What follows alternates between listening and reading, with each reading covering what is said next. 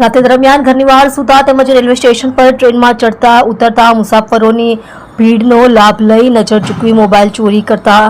Mobile ચોર તથા mobile ખરીદનાર સાથે મળી બે ઈસમોને ઝડપી પાડીને ચોરીના કુલ 4 મોબાઈલ ફોન કબજે કરતી ક્રાઇમ બ્રાન્ચ સુરત શહેર વિસ્તારમાં બનેલા મોબાઈલ ચોરીના તેમજ તહેવારો મનાવવા વતન જવા ટ્રેન દ્વારા મુસાફરી કરતા મુસાફરોના મોબાઈલ ચોરી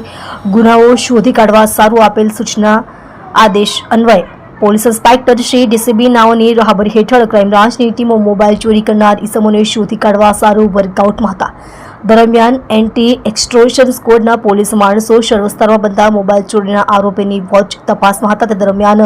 હ્યુમન ઇન્ટેલિજન્સ તેમજ ટેકનિકલ સર્વેલન્સના આધારભૂત બાતમી હકીકતના આધારે વેડ રોડ સુરત ખાતેથી આરોપીઓ તરુણ ઉર્ફે હરિયાણા સુરેશ રંગા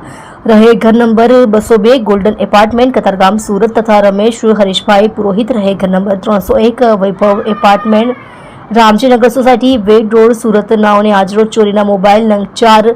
કિંમત ₹34,000 સાથે ઝડપી પાડવામાં આવેલ છે.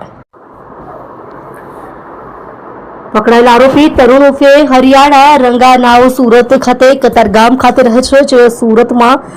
ગુજરાત માટે રેલવે સ્ટેશન ખાતે ચાની લારી ચલાવતો હતો, જેમાં ધંધો સારો ચાલતો ન હોવાના કારણે તેને ચોરી કરવાનું ચાલુ કરેલ. તરુણ તેના મિત્ર મિર્ચી સાથે મળી રાતે દરમિયાન ઘરની બહાર સૂતા માણસોના મોબાઈલ ચોરી કરતો હતો, પરંતુ શહેર વિસ્તારમાં પકડાઈ જવાની બીકના લીધે તેને તેના મિત્ર સાથે મળી સુરત રેલવે સ્ટેશનથી મુંબઈ, વાપી, વલસાડ, ભરૂચ, વડોદરા તેમજ રતલામ તરફ જતી ટ્રેનોમાં ચડી જઈ રાત્રિના બધા સૂઈ જતા ત્યારે ટ્રેનમાંથી મોબાઈલ ચોરી કરતો હોવાની હકીકત જણાવેલ છે. જે ચોરી કરેલ મોબાઈલ ફોન વેડ રોડ વિસ્તારમાં અંબિકા મોબાઈલ રિપેરિંગની દુકાન ધરાવતા રમેશ હરીશભાઈ પુરોહિતને સસ્તા ભાવે વેચાણ